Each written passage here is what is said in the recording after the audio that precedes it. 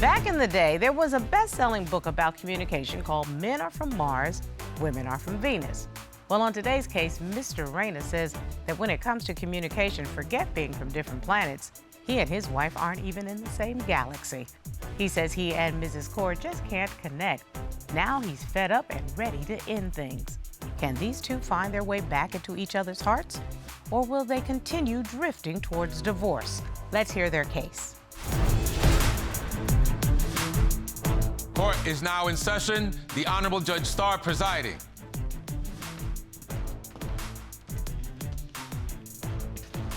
Your Honor, this is the case of Raina versus Kaur. Thank you very much, Mr. Raina. Ms. Kaur, nice to see you. Mr. Raina, you say your wife is not the same woman you married.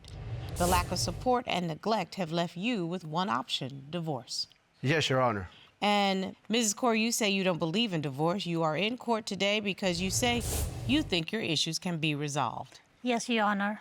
Okay, I am glad to have the two of you in here, but I'm looking over my court papers, and Ms. Raina, you brought this case, although you've been together for 15 years, married for 13 years, and you have 2 children together. So we have some real stakes in the ground here as it relates to your family. Yes, Your Honor. So tell me why we're in court today, sir. Your Honor, I'm here because I want a divorce from my wife. Really? She's not the person that I thought she was. She belittles me, and she just doesn't respect me. So I need it to stop. Something needs to change. Ms. Kaur, you heard what Mr. Raina said. What do you say? Your Honor, I'm here. I want to save my relationship because I don't believe in divorce. Our children need both parents in the same household. I moved my entire life, moved up in this country because I love him. I'm still loving him, and I need his support too. So you think you can resolve this, but there are issues on both parties. Yes, Your Honor. Mr. Rain, I hear what you say, that you're kind of fed up with what's going on in your relationship now. But why don't you take me back to when you first met so that I can understand what got you here? Your Honor, I'll take you back to when we first met. I was 10 years old at the time, and when we came back to India, I would visit my grandmother in India. From America, go to India and travel. And she lived next door. So we became friends at 10 years old. But we didn't start talking regularly until I was 20. So when we started talking regularly, we talked for 2 years for a long-distance relationship. And finally, Your Honor, I proposed to her. And 8 months later, we got married. So, Ms. Rain, I want to be clear. Were you seeking a traditional wife that you could share a culture with? Yes, Your Honor. My family and her family were very close, knew each other. My family loved her, her family loved me. We had a cultural connection. It was a fairy tale wedding, and I was very fond of the big Indian traditional wedding. So yes, that was the dream. And so, coming over to you, Ms. Kaur, you actually were looking for a traditional husband within your culture, am I correct? Yes. I moved my entire life. I used to like him. I moved my entire life with the new people, new culture. Everything was new for me. So, but I thought you shared the same culture, but are you saying you were more, shall we say, traditional? Yes, Your Honor. Because you were living in India at that time. Yes. And when you moved to the United States, how old were you? I was 21. So you were moving out of your family's house for the first time, moving to a whole new country, and in a whole new relationship. Yes, everything was new for me. New friend. I left my old friend and family back in India, and I moved up here with the new friend, new family, new culture. Everything was for me new. Is like I was basically traditional Indian woman. It sounds like a fairy tale initially, that you got your dream, she got her dream. But now you say you've reached a point, though, that you think she belittles you and embarrasses you. Yes, Your Honor. It's been many occasions where I have been belittled by my wife. For example, she embarrasses me as far as cleaning the dishes, doing simple tasks such as if I don't vacuum correctly, she'll say, you know, a 5-year-old can vacuum and clean better than you can. Oh. And so you're talking about using insensitive and insulting words. Yes, Your Honor. Yes. Mrs. Kaur, tell me what's going on. Why do you have these kinds of conversations in your house? Your Honor, I'm a clean person, and he is like a messy, like a little kid. I need like a house clean. I can do by myself, taking care of kids, do laundry. I work for 9 to 5. So, Mr. Raina, are we talking about you all having a conversation where she's saying, I need some assistance? Or are we talking about someone that is just insulting? Because these are two different kinds of stories that I'm hearing. I'll give you an example. My family was over for dinner one day, and as in the Indian culture, traditional way of an Indian dinner for the family, you have to have everything home prepared. Oh, okay. So therefore, which she did, Your Honor. But the thing is, when the family is over, everybody has to be respectable. Everybody has to be respectful and aware of the surrounding.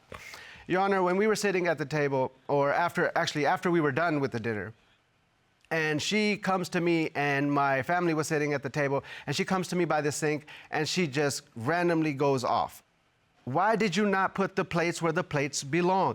I thought I was just doing a favor by helping her out and showing the family that we do this together. Now, in the Indian culture, the man does not step in the kitchen to help the wife with dishes. That's not how it works in the Indian culture. In Indian culture, a woman don't work. If they work in the home, they do like a housewife, they don't work out. You see right there the cutoff, Your Honor. Actually, yeah, I heard the cutoff, which was rude. However, point was well taken.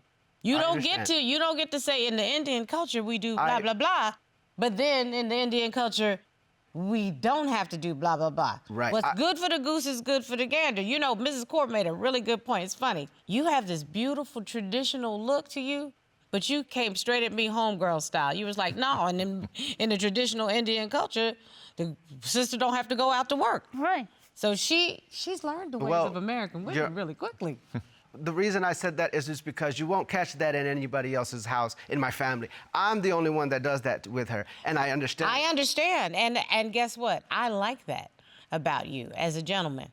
However, I heard your point. You didn't like to be insulted by her, especially in front of your family.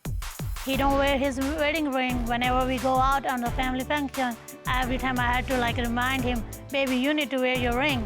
And one time he told me he lost it. That thing broke my heart. And how come you lose your wedding ring?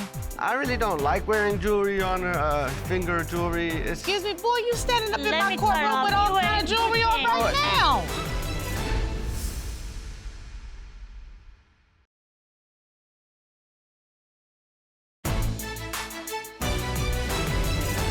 And another example, Your Honor, Indian food. We love Indian food. We grew up on Indian food. However, a guy does not want Indian food 24/7. Fair enough. Now, I one time asked my wife, I said, listen, I'm gonna have some friends over. We're gonna watch the game.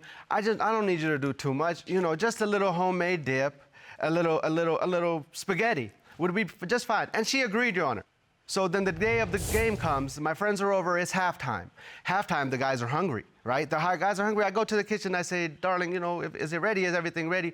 She throws some store-bought dip. Now, Your Honor, I understand. The woman works. You know, it's okay. Store-bought dip is fine. The spaghetti, she looks at me in front of my friends and yells, if you wanted spaghetti, you should have married. Okay. I gotta come back to you. Mrs. Kaur, why are you rude to him in front of people? I'm not. He made No. What you just said was rude. Acknowledge it. What you said was rude. I'm sorry about that. I mean, it was rude. To say in front of his friends an insulting thing, if you wanted spaghetti, which is much more traditional to what people might say is American, I'd be insulted. I was not mean. Yes, you were. He liked the Indian food. That's how he. Nope, excuse me, Mrs. Kaur. Acknowledge what I'm saying to you. Listen to what I'm saying. It was rude for you to respond to your husband in that manner, period. He's a picky eater. You're still going back to something that is irrelevant to the conversation. What he's saying to you is he does not like the way you speak to him in front of his friends. He does the same thing. Now we can have a conversation, because now we are talking apples and apples. Right. We were not talking apples and oranges. We're talking apples and apples. Are you saying that he speaks to you in a disrespectful manner? Right. He used F word, he used bad word in the front of my kid. I don't want my son raised like that. And he's to do the same thing. I cook Indian food. He loved it. All of a sudden, he wants something different. I cannot do. Like, I had to take care of kids. And he's a picky eater. He can cook by himself. He has 2 hands. So the two of you, this is a lack of communication and lack of respect, plain and simple. Why don't you all actually sit down and have a conversation about the manner in which you address each other? You know, even if my husband is annoyed with me, it's always peppered with a sweetheart or baby or hun, so that I know that he is not mad or mean. I should say he might be mad, but he's never gonna be mean. Does that make sense? Oh, yeah, she's always mean, Your Honor. See, and that's what I'm trying to talk to you. Why would you be mean? She's made me feel He like... says something like that too. I cannot bring it up here. He don't wear his wedding ring whenever we go out on the family function. He don't have his ring on. Every time I had to like remind him, baby, you need to wear your ring. And one time he told me he lost it. That thing broke my heart. Like, how come you lose your wedding ring? Well, people do lose their wedding ring, but why he doesn't wear it is a different story. Mr. Raina? I work with my hands. Yeah, not all the time. And by the way, you're not working right now. You don't even have your ring on, and you in divorce court. Yes, Your Honor. Why don't you wear the ring? I really He don't like... lost his chain, but he lost his wedding ring. Why don't you? I really don't like wearing jewelry, Your Honor. Finger jewelry. Excuse me, boy, you standing up in Let my me courtroom cut with off. all You kind of wearing jewelry two on chains. right now. No, those are just little necklaces and little bracelets. Excuse me, it's called jewelry. Would Yes, you like yes, me? yes, Your Honor. Would you like me to pull up the definition No, of Your Honor. jewelry? Your Honor, I am a producer, a songwriter, and an overall artist. Do you make money on it yet? So, no, Your Honor, it hasn't been a substantial amount of money. Mrs. Kaur, what do you think of this side It's gig? no money. It Oops. doesn't bring no money. I'm the only one who working. That's the only source of income he brings into the house? Yes.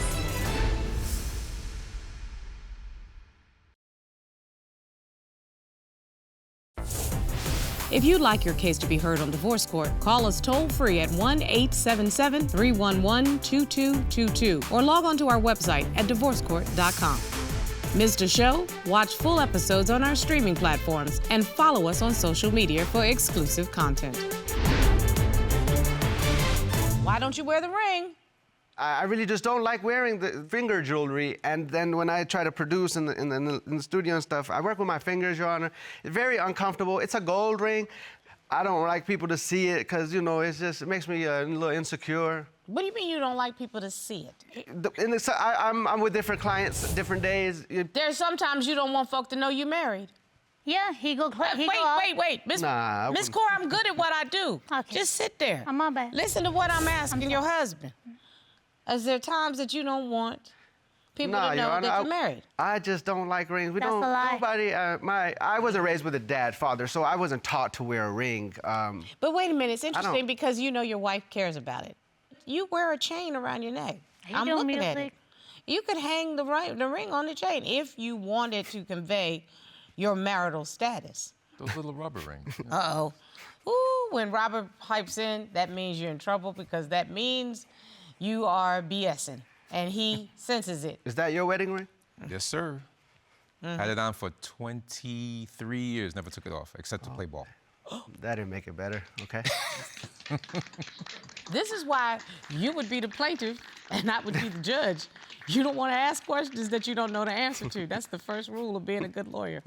Moving on, I understand that this music career has become a bone of contention. Your Honor, I am a producer, a songwriter, and an overall artist. I love making music. I love to perform, and I've actually developed a new genre of music, and it's a mix of hip hop with Indian classical Punjabi music, and I call it Punjabi hop. Okay. It's like reggaeton, the Spanish version of hip hop. Fabulous. And Your Honor, yes. Do you make money on it yet? So no, Your Honor, it hasn't been a substantial amount of money. You know, just a little shows here and there. But you have done a couple of shows. Yes, Your Honor. So, Mrs. Kaur, what do you think of this side It's gig? no money. It Oops. doesn't bring no money. I'm the only one who working. He just care about his like. No. Wait a minute, Mrs. Kaur. Are you suggesting that that's the only source of income he brings into the house? Yes. Mr. Raina, is that the dynamic that's going on in your home? Your Honor, first of all, she's not supportive. Let me tell you the story. I had a show at the Georgia State University, Your Honor, the college campus, and I wrote a song about my mother that passed away, and it was a real big crowd, and I needed some support. That was somebody that I knew, a familiar face in the crowd or with me, and she told me that she was going to be there, and Your Honor, I'm there looking for support, and I'm trying to perform. I couldn't even knock out the performance correctly because I didn't have the support, because she didn't come. She was somewhere like... But then you're going to not do well as an entertainer because the one thing we all know is the show must go on, regardless of who's in the room. Yes, Your Honor. Okay? And when you are the talent, they expect you to bring it each and every time. I don't care what's going on in your personal life, because the people that bought those tickets, they don't know what's going on in your personal life. Right. They don't know your wife's not in the room. They don't even know you have a wife, especially you, since you don't wear a ring. So they don't care. All they want to know is, am I going to get my party on? Because I just paid $25. Do you see what I'm saying? Yes, Your Honor. So from your perspective, that's not an excuse. She didn't damage your show. You have to have the self-esteem to do the right show at all times. That's number one. Number two, you deflected. I want to know about the financial dynamic, because I'm hearing in your wife's voice that you are requiring all of this of her, but you're not bringing enough to the table. Yes, Your Honor. For the past 5 years, Your Honor, I had a store, a convenience store, successfully running business. Oh, wonderful. And I worked very hard at that business. I put in time and effort into that business. And with God's grace, I was successful. And all of a sudden, my mother fell sick. Now, when my mother fell sick, I'm the only one that was here to take care of her. So I had to take her in. And now I got time to spend with her. What happened, sir? She had COVID, Your Honor, and she was a diabetic. I understand.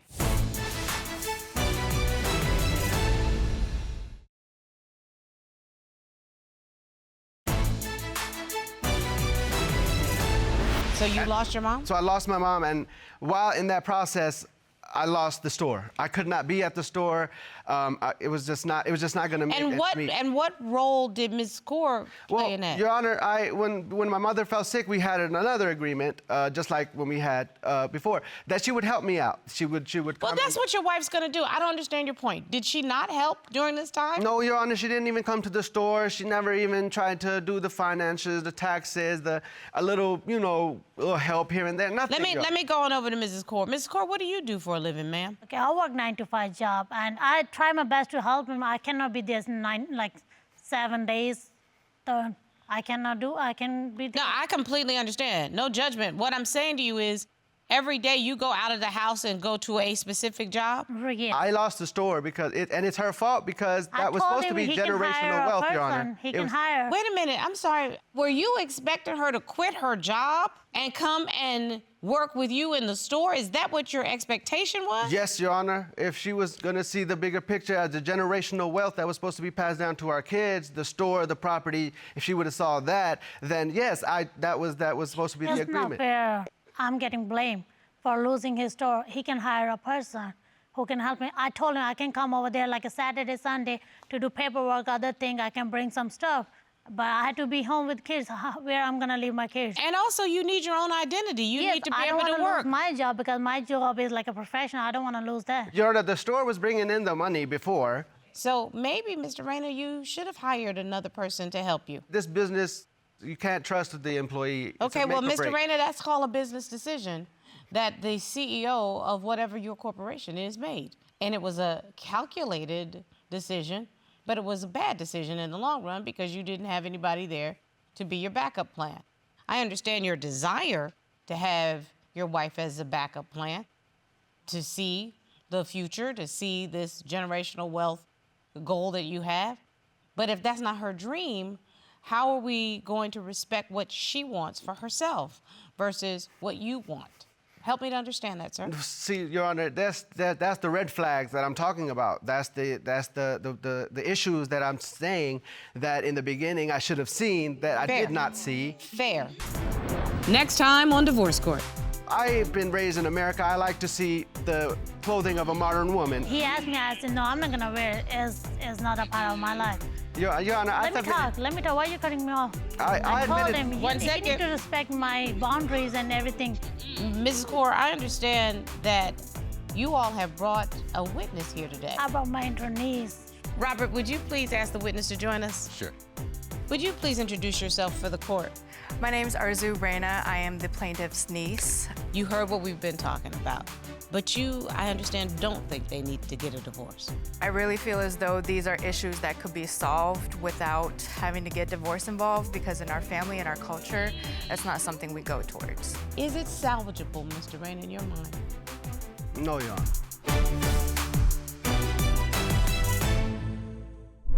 Made in Georgia.